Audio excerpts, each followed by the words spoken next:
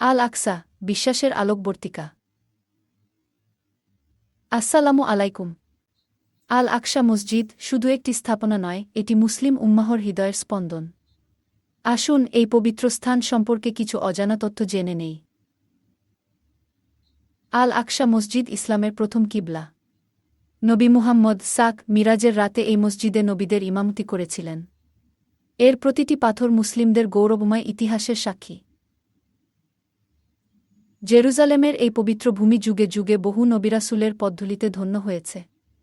আল আকসা শুধু একটি মসজিদ নয়, এটি আমাদের ঈমানের অংশ। মসজিদের সোনালী গম্বুজ দূর থেকে চোখে পড়ে, যা মুসলিম স্থাপত্যের এক উজ্জ্বল নিদর্শন। এর দেয়ালগুলোতে খোদাই করা আছে কুরআনের আয়াত, যা হৃদয়কে শান্তি এনে দেয়।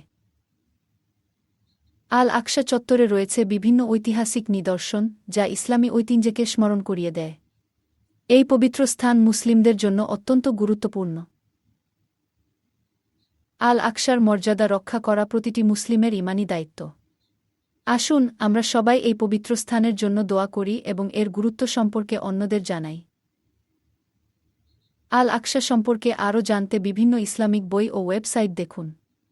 আপনার জ্ঞান অন্যদের সাথে শেয়ার করুন। এই পবিত্র স্থানকে রক্ষা করার জন্য সচেতনতা তৈরি করুন। আজই আল আকসা সম্পর্কে আরও জানার জন্য আমাদের চ্যানেলটি সাবস্ক্রাইব করুন এবং এই ভিডিওটি আপনার বন্ধুদের সাথে শেয়ার করুন।